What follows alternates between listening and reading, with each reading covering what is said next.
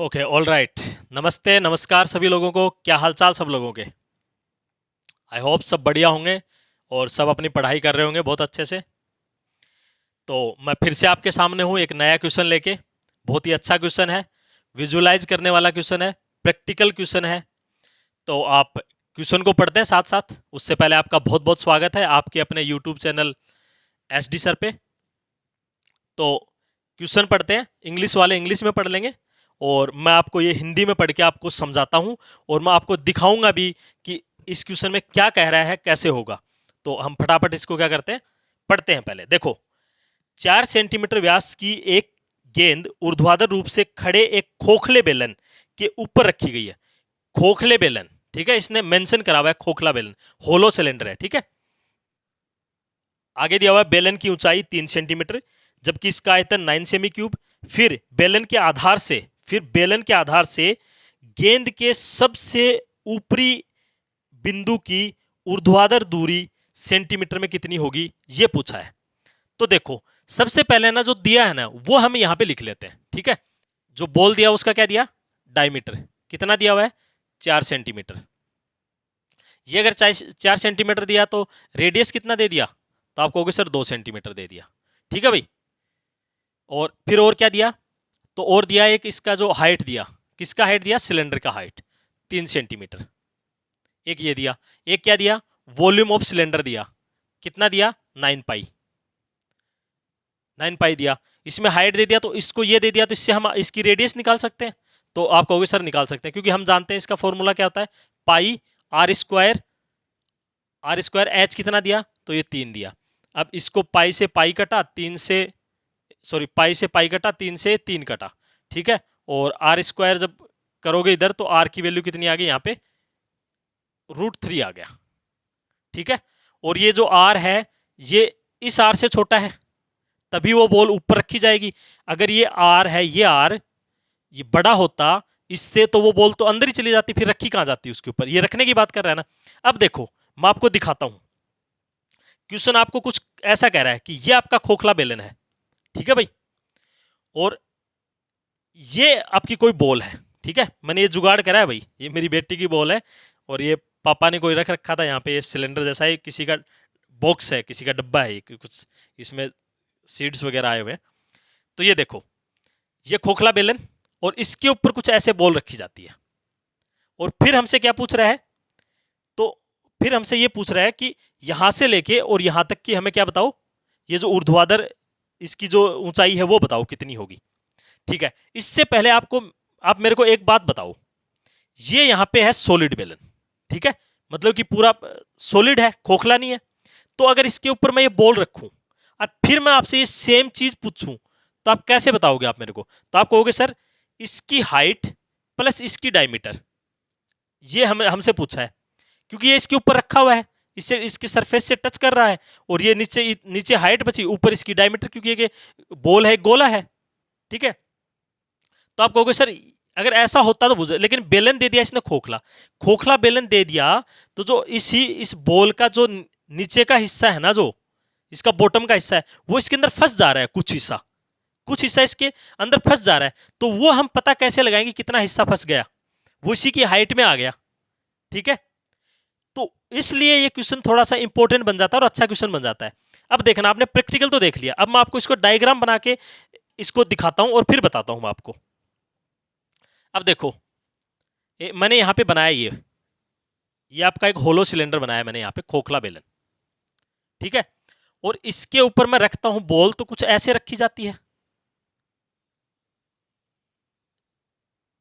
कुछ ऐसे रखी जाती है ये बॉल। तो आप कहोगे सर बिल्कुल, क्योंकि इतना हिस्सा इसके अंदर आ गया। और फिर क्या पूछ रहा है, यहां से लेके और यहां तक की कितनी ऊंचाई है, ये पूछ रहा है, ये कैसे लाए हम।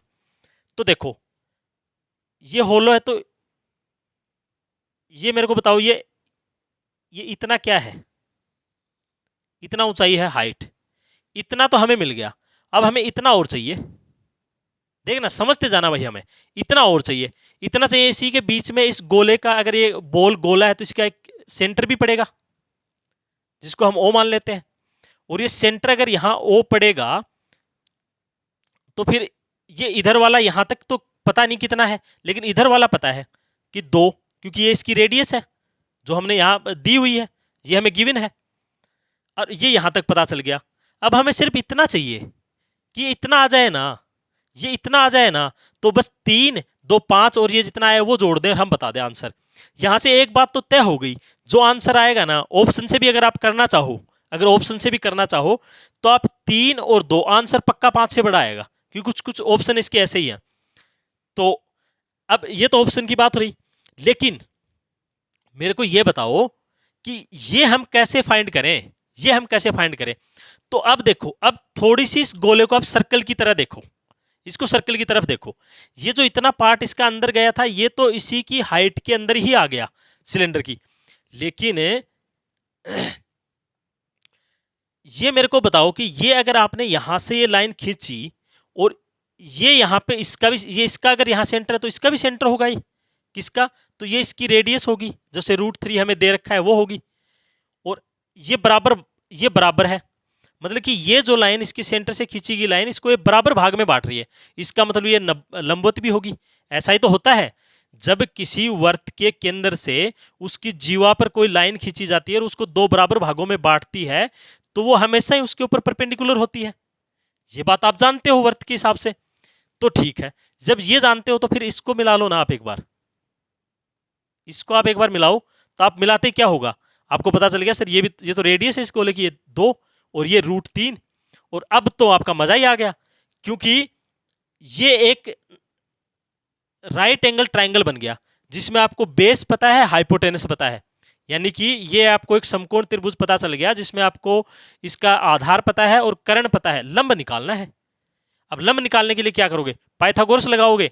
अब इसमें क्या पाइथागोरस लगाओगे, इसका स्क्वायर माइनस इसका स्क्वायर, इसका 2 का स्क्वायर 4, √3 का स्क्वायर 3, और बच गया वो कितना, 1। तो कितना हो गया, क्या पूछा हमसे, 2, 1, 3, 3 और 3 6, जो वो हाइट पूछी है ना इसने, उसका आंसर हमारा 6 है। बस अगर आपने ये चीज विजुअलाइज कर ली अच्छे से और डायग्राम आप बना पाए अच्छे से, तो आप इसको ऐसे इजीली कर लोगे। बस इसमें मेन कॉन्सेप्ट ये डायग्राम का था, ये मैंने आपको बताया। और उस दूसरे से, क्योंकि कुछ बच्चे इससे कंफ्यूज ये होते हैं, खोखले बेलन पे वो ध्यान नहीं देते, और दे भी देते हैं तो फिर भी उनके दिमाग में वही चलता रहता है, तो वो फिर क्या करते हैं, उसकी हाइट और इसकी डायमीटर को जोड़ने लगते हैं, जो कि आंसर नहीं आता है।